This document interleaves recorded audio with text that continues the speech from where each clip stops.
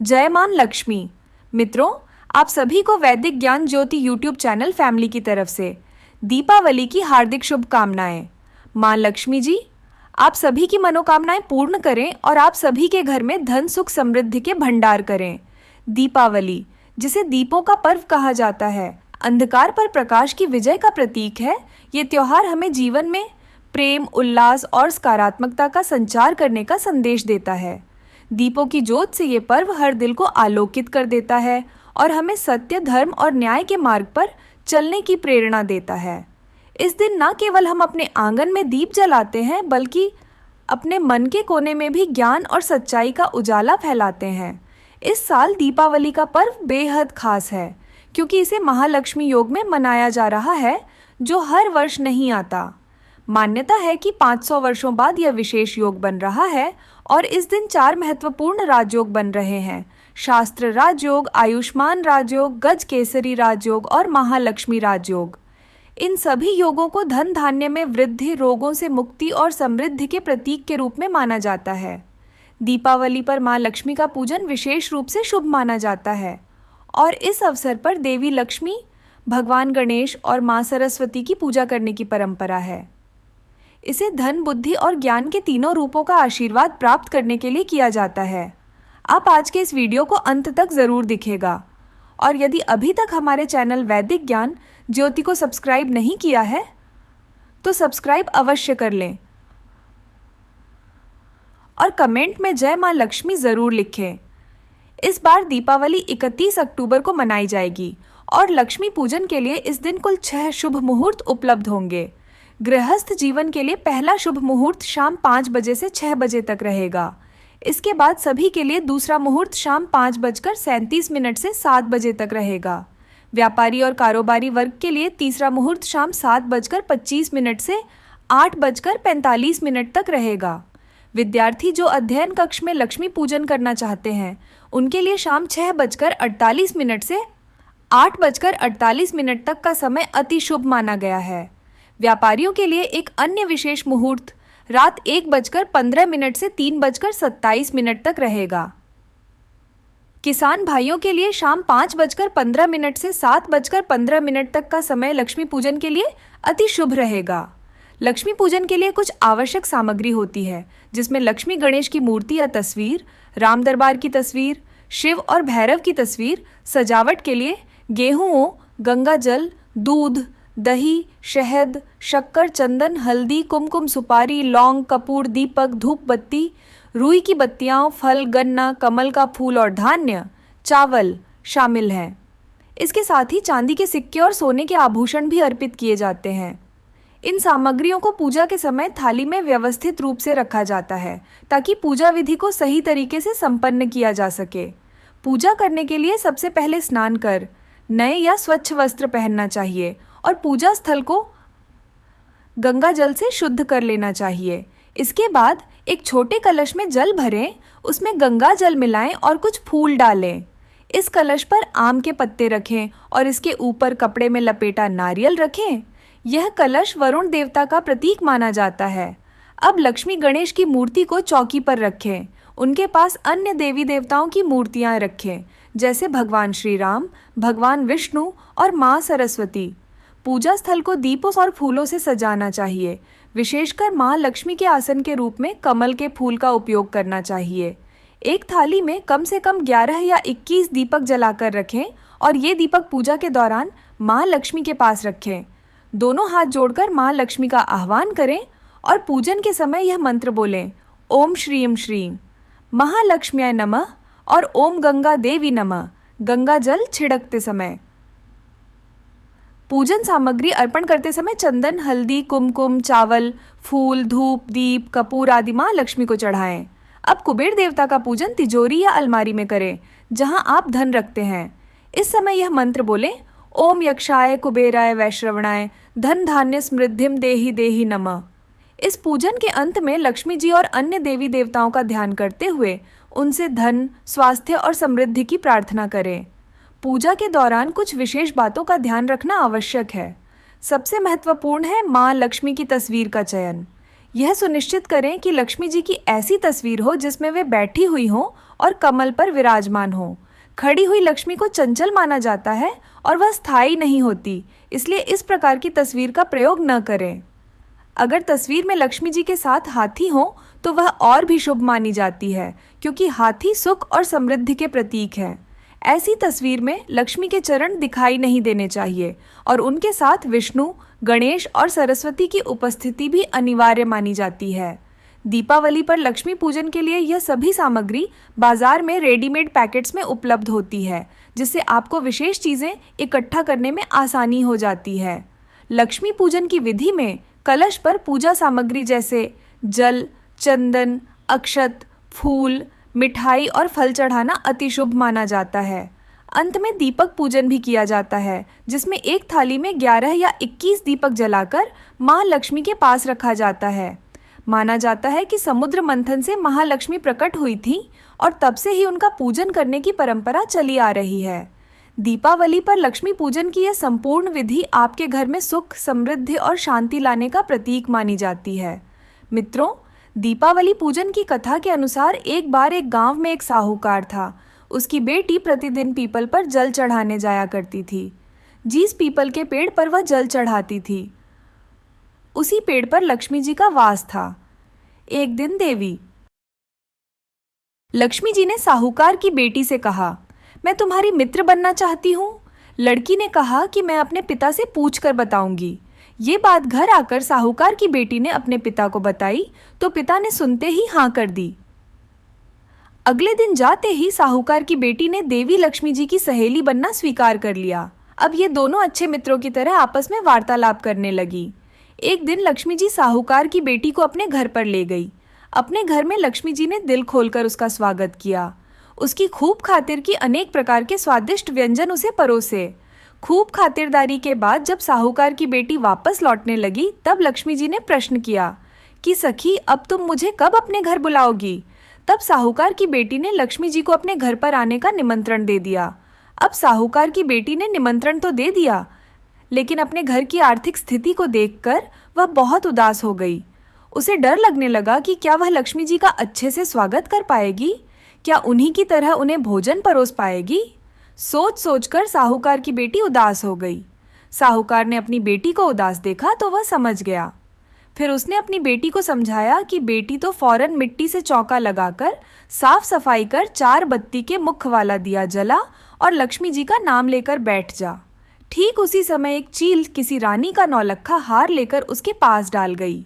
साहूकार की बेटी ने उस हार को बेचकर सोने की चौकी, थाल और भोजन की तैयारी की।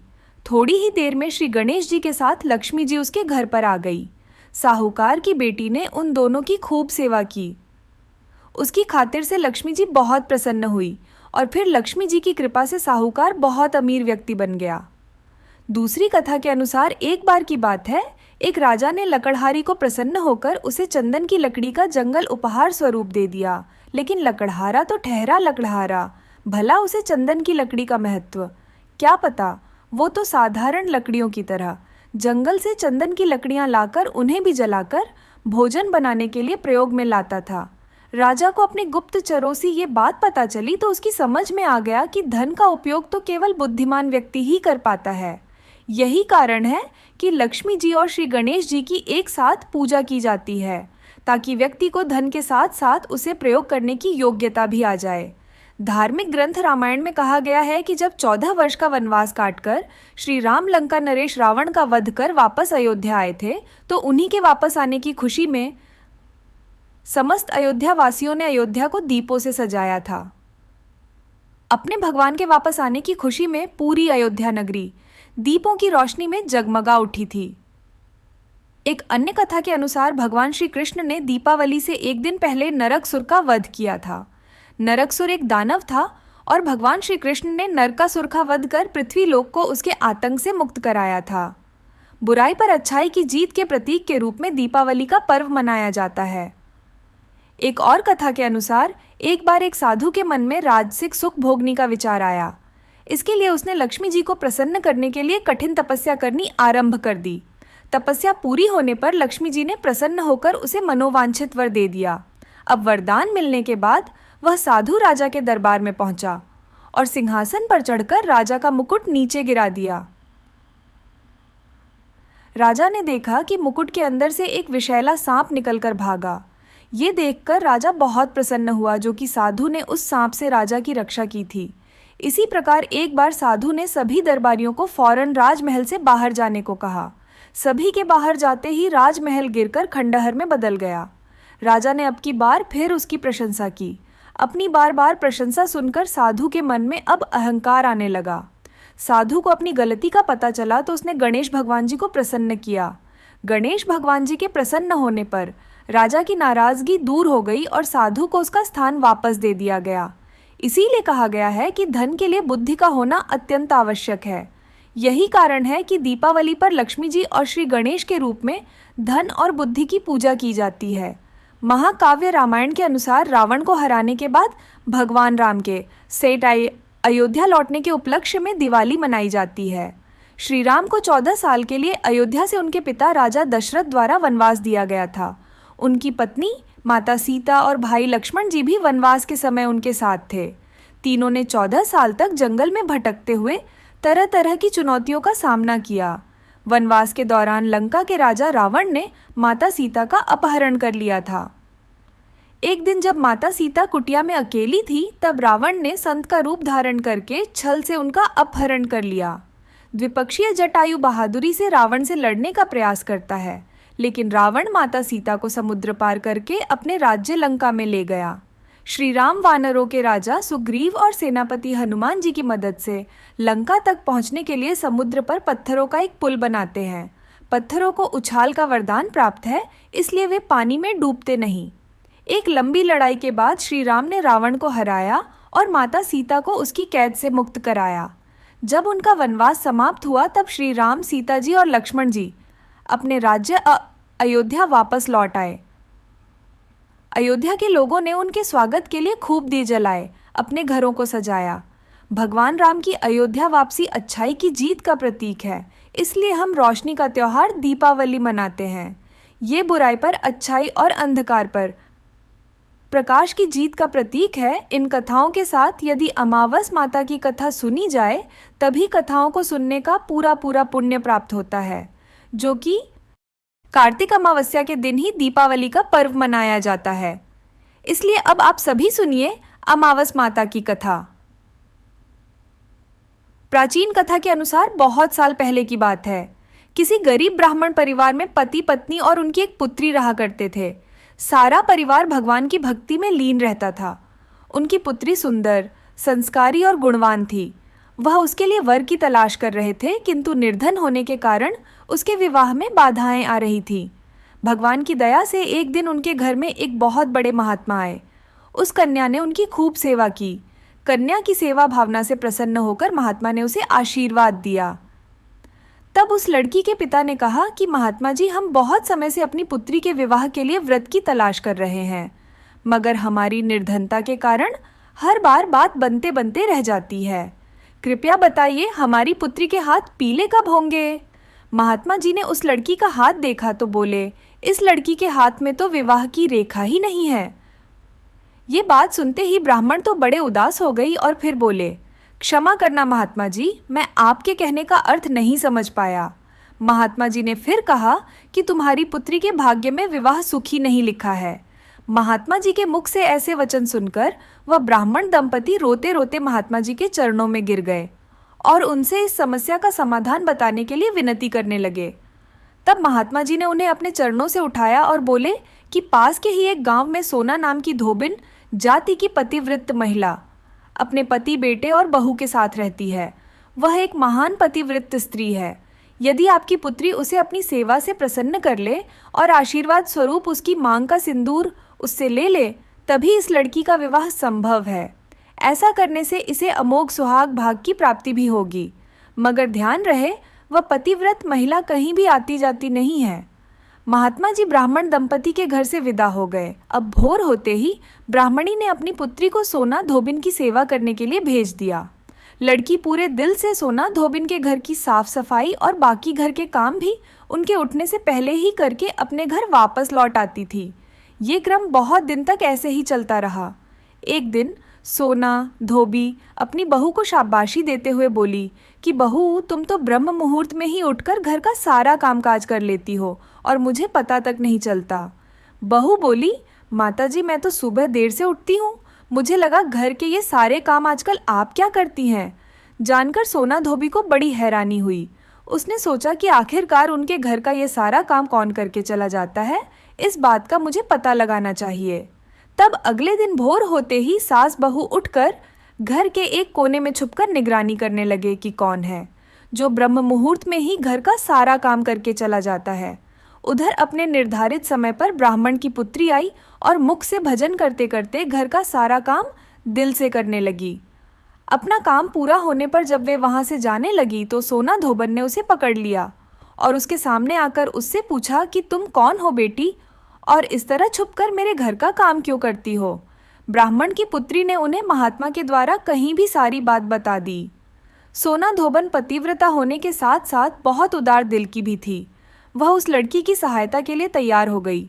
उस दिन अमावस्या थी और वह उस लड़की के साथ बिना अन्न जल ग्रहण किए उपवास रखकर उसके घर की ओर चल पड़ी। उसने सोचा रास्ते में कहीं पीपल का पेड़ मिलेगा तो उसे भंवरी देखकर और उसकी परिक्रमा करके ही जल ग्रहण करेगी लड़की के घर पहुँच करने। जैसे ही अपनी मांग से सिंदूर उस कन्या की मांग में लगाया तो सोना धोबन के पति के प्राण पखेरु उड़ गए। सोना धोबन को झांत हो गया कि अब उसके पति इस दुनिया में नहीं रहे। वह ब्राह्मण परिवार से विदा लेकर चल पड़ी। रास्ते में पीपल का पेड़ देखकर उसने ईंट के टुकड़ों से 108 बार भंवरी देखकर 108 बार पीपल के पेड़ की परिक्रमा की। उसके बाद जल ग्रहण किया, तभी उसके पति की मृत्यु देह में प्राण लौट आए। इस प्रकार अमावस्या के दिन पीपल के पेड़ की पूजा करने और इस कथा को सुनने से सुहाग इन महिलाओं का सुहाग अटल रहता है। सुहागिन महिलाओं को सभी प्रकार के मनोरथों की प्राप्ति होती है। जिनका विवाह नहीं हो रहा हो उन्हें मनोवांछित वर की भी प्राप्ति होती है। सभी अपेष्ट मनोरथों की पूर्ति होने के साथ साथ ऐसे भक्तों के घर में धन, अन्न, सुख, समृद्धि के भंडार भी भरे रहते हैं। अमावस्या के दिन विवाह संबंधी परेशानियों के निवारण के लिए किसी धोबी परिवार को कुछ भेद, दक्षिणा इत्यादि देने का भी विधान है। ये थी अमावस्या की व्रत कथा। अगर आपके मन में किसी भी प्रकार का संदेह या प्रश्न हो तो आप मुझसे नीचे कमेंट करके पूछ सकते हैं। आप सभी को दीपावली की ढेर सारी शुभकामनाएं। माँ लक्ष्मी की कृपा आप पर और आपके परिवार पर बनी रहे। मित्रों, यदि आपको ये आज जानकारी पसंद आई हो तो इस वीडियो को लाइक, शेयर और हमारे चैनल वैदिक ज्ञान ज्योति को सब्सक्राइब करें। जय मां लक्ष्मी।